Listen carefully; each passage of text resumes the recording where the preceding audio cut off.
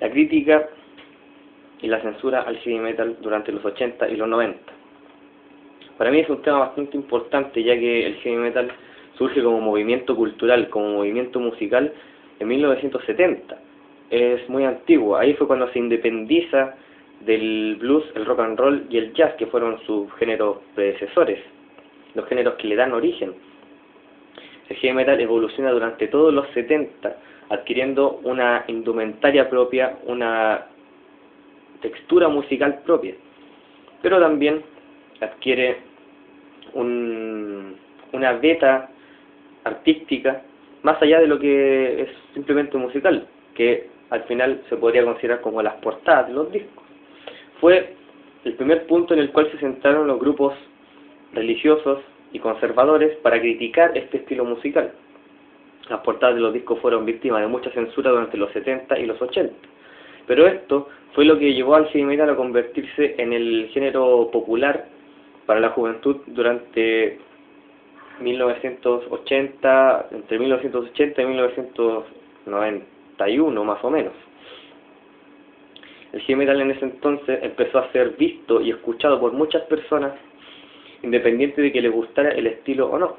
El heavy metal comenzó a llegar no solamente a las personas que gustaban del estilo musical, sino que también llegó a las personas que eran padres, a los profesores, a los religiosos, a cualquier tipo de persona que tuviera una televisión o una radio cerca. Fue así que muchas personas comenzaron a encontrar cosas malas en este estilo, comenzaron a encontrar indicios de violencia, indicios de sexualidad explícita, indicios de crítica a la sociedad, a la guerra, a la política, e incluso empezaron a encontrar mensajes que incitaban a la drogadicción. Fue así cuando en 1982 comenzó una especie de ataque en masa contra el heavy metal, y los padres, los profesores, los cristianos, los evangélicos se juntaban en las iglesias, se juntaban en las calles o en las casas a quemar discos, a enterrarlos, a romperlos. Y fue así que se comenzó a generar una especie de batalla entre los músicos y las personas más conservadoras, las personas más moralistas. Entonces, en 1985, un grupo de esposas de parlamentarios estadounidenses crea el PMRC, el Parents Music Resource Center, o el Centro de Recursos Musicales para Padres, dicho en español. Entonces, en 1985 este grupo comienza a analizar las letras, a analizar las portadas, a analizar los videos, y los clasifica de acuerdo a su contenido en materia sexual, en materia relativa a la drogadicción, en materia de incitar a la violencia o también al ocultismo. Fue así como comenzaron a pegar adhesivos en la portada de los discos, indicando cuál de estos temas se trataba de forma explícita en las canciones que se incluían en dicho álbum. Entonces se continuó con esta batalla, con esta pugna entre las personas más conservadoras y los artistas de heavy metal, hasta que el 19 de septiembre de 1985 el PMRC convoca a una audiencia en el Congreso estadounidense a algunos músicos, dentro de los cuales también se incluye K.K. Downing, Glenn Tipton y Rob Halford, guitarristas y vocalistas de Judas Priest respectivamente, y también al vocalista de Twisted Sister, Dee Snider. Estos músicos fueron encarados por miembros del PMRC, por especialistas que los criticaron por incluir mensajes subliminales, como fue el caso de la acusación contra Judas Priest, quienes se defendieron diciendo que no todas las personas iban a hacer caso a mensajes subliminales, ellos no querían incluir mensajes subliminales en sus canciones, y la acusación de que estas grabaciones invertidas incitaban a las personas al suicidio fue algo que la banda respondió de forma tajante. Dijeron que obviamente ellos lo que menos querían era que un fanático de su música se suicidara, porque eso significaba que iba a ser una persona menos, que iba a ir a sus recitales, que lo iba a respetar como personas por su música, por el arte que ellos estaban ejecutando. Por otro lado, a Dee Snider y a Twisted Sister, que era su banda, se le criticó ampliamente por una canción llamada Under the Blade, o Bajo la Cuchilla, que según miembros del PMRC hablaba explícitamente de la sexualidad y de prácticas sadomasoquistas. Fue entonces cuando Dee Snider dijo que cualquier persona puede interpretar cualquier canción de cualquier forma si es que tiene pensamientos de esa clase en la cabeza. Fue así como él encaró a Tipper Gore, esposa del senador en ese entonces Al Gore, diciendo que si ella tenía pensamientos relativos al sadomasoquismo, si ella tenía una vida sexual insatisfactoria, si ella tenía pensamientos sexuales de esa clase, obviamente al escuchar una canción, independiente de que hablara de cualquier otra cosa, iba a poder encontrar un mensaje sadomasoquista o sexualmente explícito. Fue así como se generó un gran revuelo que terminó con Dee Snider indicándole a todas las personas presentes ese día que los únicos responsables de que los hijos escuchen música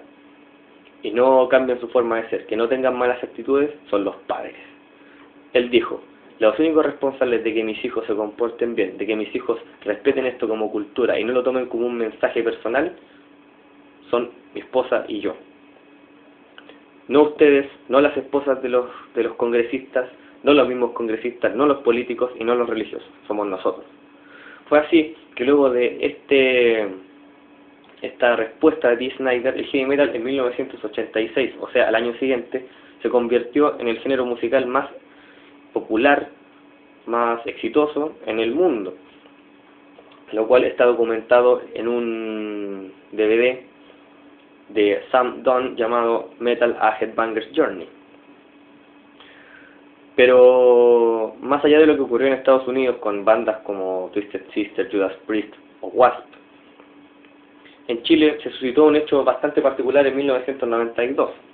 Iron Maiden, banda conocidísima en el heavy metal, quería venir a Chile en el marco de su gira Fear of the Dark, promocionando su 9º disco en estudio. Fue entonces cuando, en un ambiente de mucha tensión, el obispo auxiliar de Valparaíso, Javier Prado Aranguis,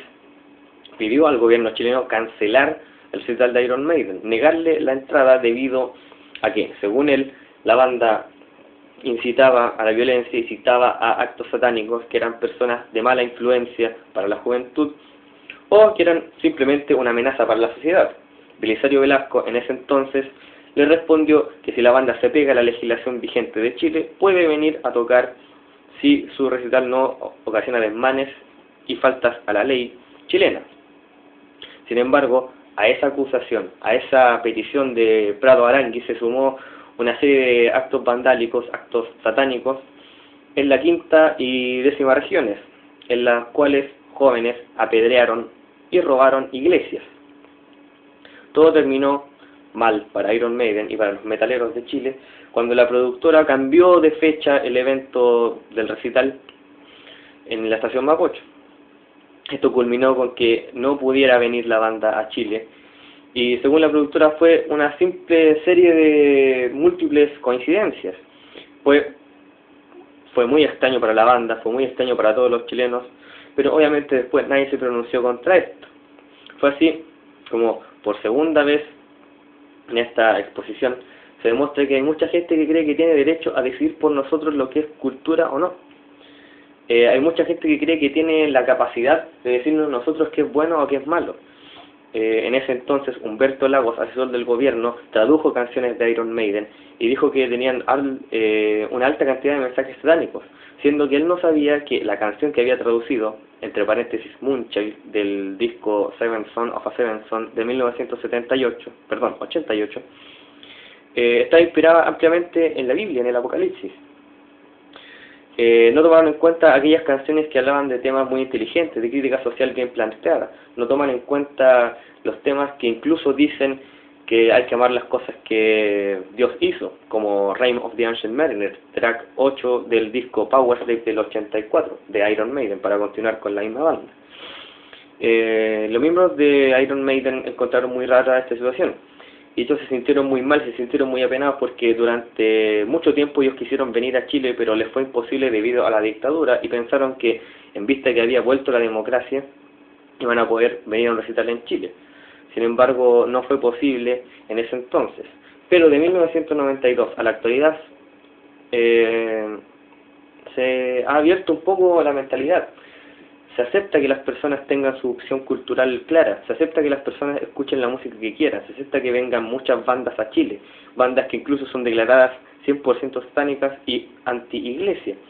Pero esto demuestra que por fin se aceptó, por fin se admitió que el heavy metal es música, que más que el pelo largo, que más que las pintas, que las poleras, que las portadas, es música, y que la música es arte, que el arte es cultura y que nadie en este país, ni en ningún otro país, tiene el derecho a decirle a alguna persona si la cultura es buena, es mala, es perjudicial, es nociva o es una amenaza para la sociedad. Muchas gracias.